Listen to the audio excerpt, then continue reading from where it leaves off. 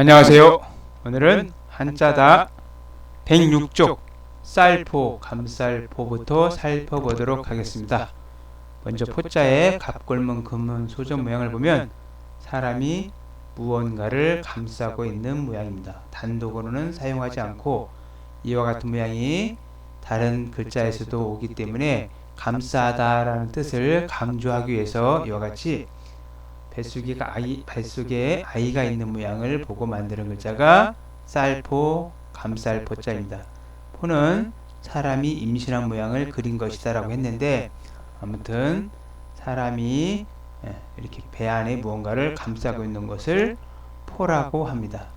포자는 음이 다른 글자를 만나도 전혀 변하지 않기 때문에 공부하는데 많이 도움이 됩니다.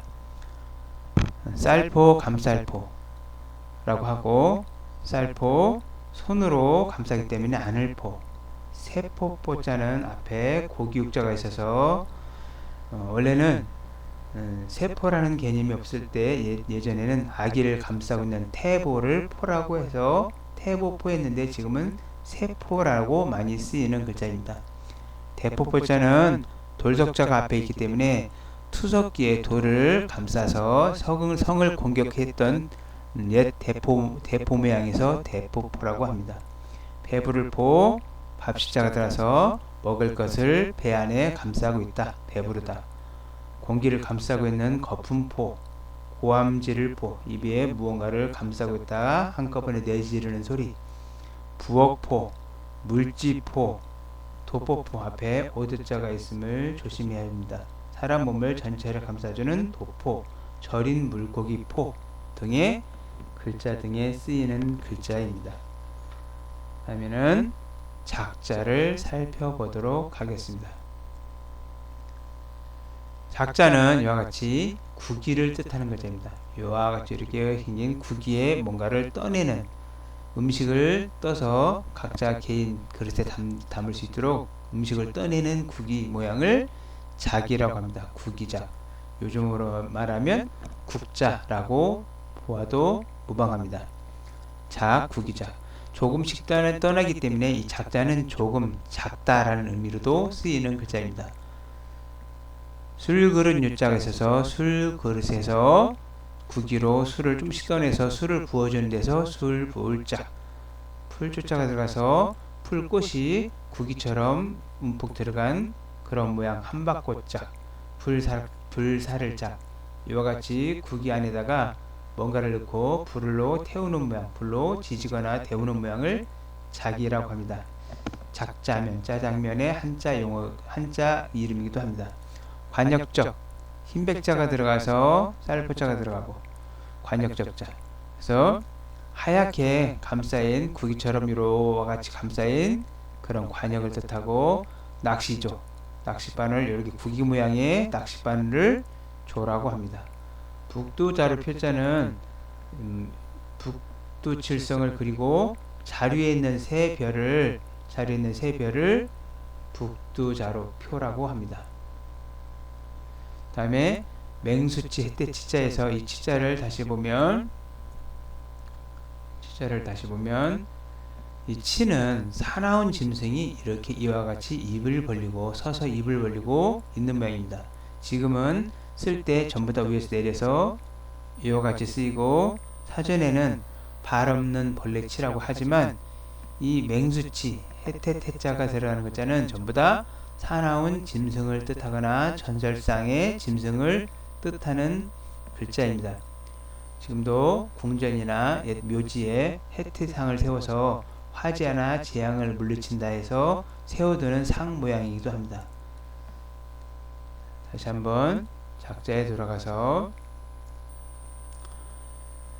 해태치 맹수치자는 표본표자 등과 같이 사나운 짐승이 쓰이는데, 이와 같이 사나운 짐승 중에 구기작자가 옆에 붙여서 구기처럼 둥근 모양의 무늬가 있는 표범을 나타내서 표범표라고 합니다. 매질작자, 실사자가 들어가서 무언가를 이렇게 감싸서 떠내는 것처럼 실로 감싸서 묶는다, 맺는다. 그 다음에 꽃밥, 뭉쳐있는 꽃밥에서 꽃밥약 등의 글자 등에 쓰이는 글자입니다. 다음에 부자를 살펴보도록 하겠습니다. 장군 부자, 액체 부자. 질그릇인데 이와 같이 그릇이 있고 이렇게 입구를 막는 그런 모양이 있는 글자. 액체가 새어나가지 않게 뭐가 막는 장군을 보고 만들었는데, 장군이라는 그 도구는 요즘 사용하지 않기 때문에 장군이라는 말을 보면 가르치는 사람이나 배우는 사람이 장군의 의미를 잘 이해를 못합니다. 그래서 액체를 담는 그릇이다 라고 설명하면 도움이 되겠습니다. 액체 그릇부. 몸은 크고 주둥이가 좁은 액체가 넘치지 않는 그릇 모양의 형태를 장군이라고 합니다. 사람에 따라서는 질그릇부라고도 하는데, 이 장군은 액체를 담는 그릇들은 대개 질그릇으로 만들었기 때문에 질그릇부라고도 합니다. 하지만 질그릇으로 만든 액체 그릇을 부라고 한다라고 공부를 하면 이해하는 데 도움이 되겠습니다. 단독으로 부자는 많이 사용하지 않지만 질그릇 도자, 감쌀 포자가 들어가서 이와 같이 질그릇을 조심스럽게 감싸고 있는 모양을 뜻하는 글자가 질그릇도, 질그릇을 뜻합니다. 단독으로 사용하지 않고 이 부자는 이와 같이 언덕을 뜻하는 언덕 부자를 집어넣고 질그릇 부자를 쓰는 이 글자가 훨씬 많이 사용되는데, 질그릇을 만드는 재료가 많이 나오는 언덕을 뜻해서 질그릇도, 쌀 일도, 쌀을 일 때는 물을 사용할 때는 질그릇으로 만든 그릇으로 쌀을 일었기 때문에 쌀 일도, 포도도 등의 글자 등에 쓰이는 글자입니다. 다음에 추자 모양을 살펴보겠습니다. 갑골문, 금문, 소전 모양을 잘 보면 이와 같이 풀을 두 손으로 감싸고 있는 모양인데, 이 모양이 풀조자가 우아래로 쓰이고 손이 이와 같이 모양이 변한 모양입니다. 원래 그래서 이 꼴조자는 풀을 손으로 잡고 있는 모양이기 때문에 부수가 풀조자가 부수가 된다는 것을 주의해야 합니다.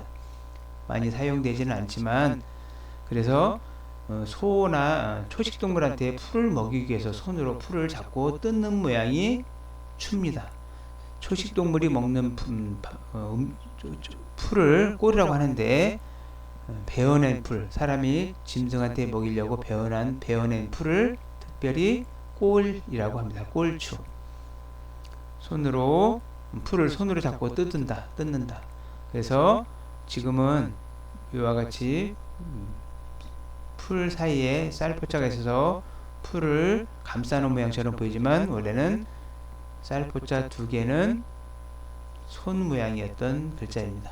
꼴추. 아무튼 추라는 글자가 쓰이고 많이 쓰이진 않지만, 추나라 추, 공자님의 나라인 추나라, 오른쪽에 고르자가 붙어서 나라의 이름을 나타낼 때 나라 이름 추라고 보시면 되고, 달릴 추자는 달릴 추자가 앞에 있고 옆에 꼴 추자가 붙어서 풀을 베기 위해서 손을 잡듯이 발이 잡혀서 빨리 가지 못하고 종종걸음으로 달리는 모양을 추라고 합니다.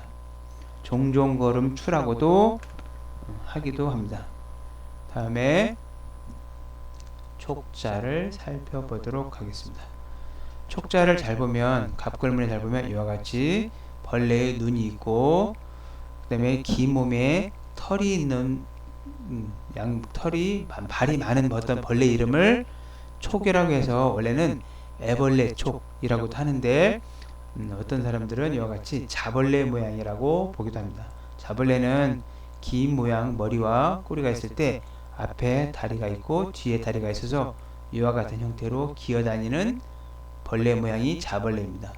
자벌레는 단독으로 생활하기 때문에 참고로 공부해 놓으면 애벌레 촉, 나라 이름 촉으로 촉나라 이름으로 쓰지만 본래는 애벌레 촉이고, 불이 벌레처럼 꿈틀꿈틀하는 촉불촉, 다을촉, 이런 벌레에서 나오는 뿔, 촉수에서 다을촉, 홀로독, 이게 개견자인데, 개견자는 이 옆에 잡으려는 혼자 다니는 것처럼 홀로 돌아다니는 짐승에서 홀로독.